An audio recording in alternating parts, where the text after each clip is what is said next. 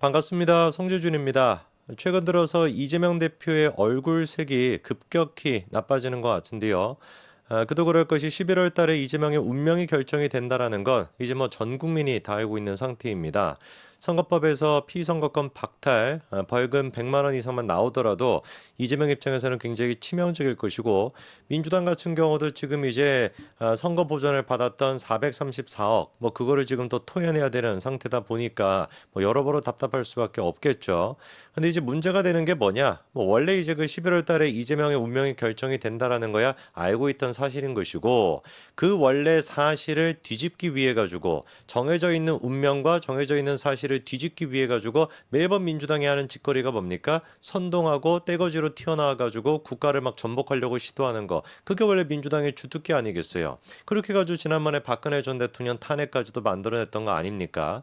자, 근데 여기서 이제 문제가 되는 것이 그 11월 달에 운명을 뒤집기 위해 가지고 지금까지 이재명이가 시도했던 게 몇 가지가 있는데 그 몇 가지가 전부 다 실패다. 그냥 실패 수준이 아니라 개폭망 상태가 됐다라는 거예요.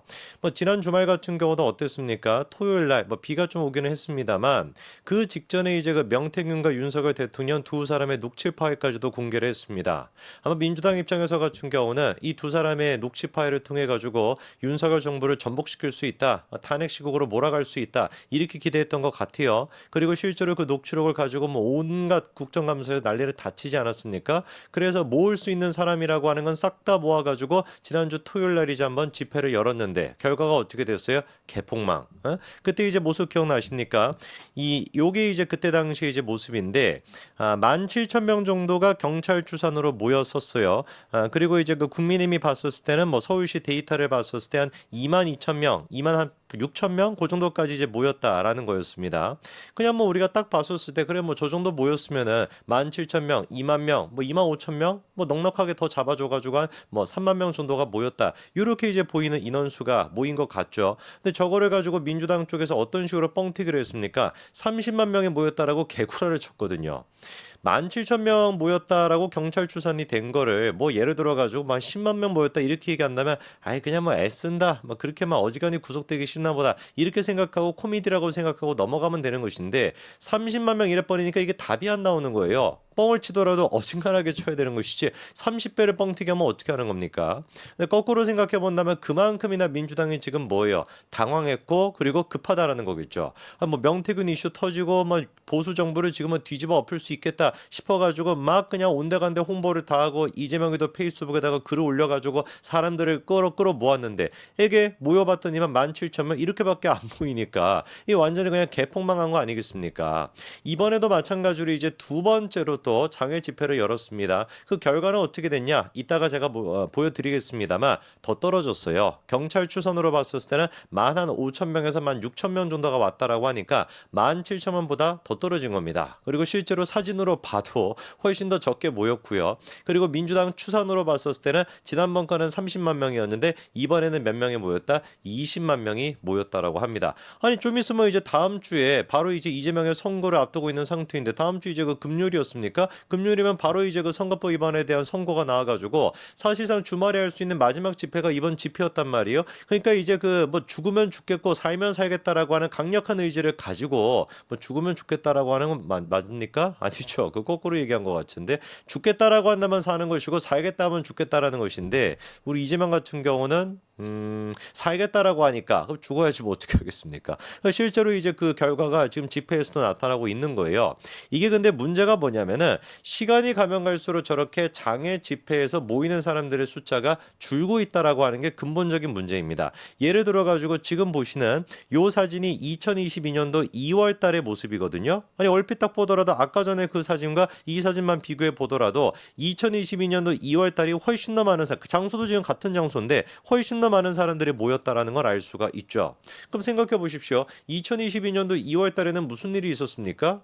아무 일 없었어요. 그때도 김건희 여사와 관련된 이슈였고 지금 또한 마찬가지로 김건희 여사와 관련된 이슈입니다. 그럼 제가 김건희 여사와 관련된 이슈가 다 해소가 되었다, 다 문제가 말끔히 끝났다 이 말씀을 드리는 것이 아니라 궁극적으로 민주당의 문제가 뭔 겁니까? 한계점이 뭐인 겁니까? 이재명 본인 스스로가 지금 쓰레기 같은 정치인이라는 거예요. 폐기 처분을 시켜야 되는 그런 쓰레기 같은 정치인이라는 거. 그게 일단 근본적인 문제가 있고 거기에다가 플러스 알파로 공격하겠다라고 하는 수단이 뭐 이게 새로운 것이 있어야 되는 것이고 여러 가지 막 색깔이 있어야 되는 것인데 맨날 똑같은 얘기밖에 안 하니까 기승전결 김건희 특검, 기승전결 김건희 구속 이 얘기밖에 안 하니까 듣는 사람도 어떻게 되는 겁니까? 지겨운 거예요. 그 개딸들조차도 뭐 딴 거 뭐 좀 새로운 거 없나? 뭐 기승전 뭐 윤석열 뭐 이런 데든지 기승전 뭐 한동훈 이런 데든지 뭐 별의별 게 좀만 튀어나와야 되는 것인데 맨날 똑같은 얘기를 해가지고 지금 몇 년 동안 울고 먹고 있으니까 사골 국물도 이게 뭐 국물이나 나오겠습니까? 맨탕으로 지금 나오고 있는 그런 상태인데 그러니까 2022년도 2월 달에도 김건희 여사 특검을 가지고 저런 식으로 집회를 열었을 때도 어떻게 했다? 오히려 더 사람들이 모였고 지금 같은 경우는 그게 이게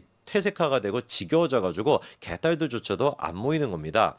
지금 이제 모이고 있는 사람들 한 16,000명에서 17,000명 정도가 제가 봤을 때는 맥시멈 한계치 약간 좀 특공대 같은 그런 느낌인데 왜 그렇게 제가 말씀을 드리냐 작년에 이제 그 8월 9월 달 같은 경우는 한창 이제 그 후쿠시마 그 뭐 오염수다 뭐 처리수다 이거를 가지고 선동을 하지 않았습니까? 근데 그 결과가 장애 집회로 열었었는데 그때 모였던 사람들이 15,000명 정도가 모였었습니다.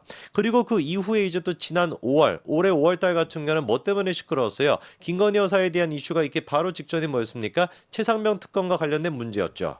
보면은 민주당 얘네들 같은 경우는 민생을 위해서 뭐 국가 발전을 위해서 경제 발전을 위해서 쥐뿔 관심도 없고 맨날 그냥 뭐밖에 하는 거야. 맨날 특검인 거예요. 그 최상병 특검을 가지고 그 난리를 쳐놨는데 지금 민주당 애들 중에서 최상병을 무슨 뭐 구해내라, 최상병 무슨 뭐 진실을 밝혀내라 이렇게 떠들어대는 사람이 있습니까? 한 명도 없잖아요. 다 지금 김건희 이슈로 지금 가 있지 않습니까? 애당초 목적이 뭐였으니까 국민들한테 그냥 선동시키고 윤석열 정부의 지지를 떨어뜨리겠다. 그거 말고는 없었으니까. 그 최상병 특검을 할 때도 저 규탄 집회할 때 몇 명이 모였습니까? 그때도 2만 명을 넘지 못하고 만 몇천 명 정도가 모였다라는 거예요. 이게 그러니까 찌째명이가 동원할 수 있는 개딸들의 한계치다.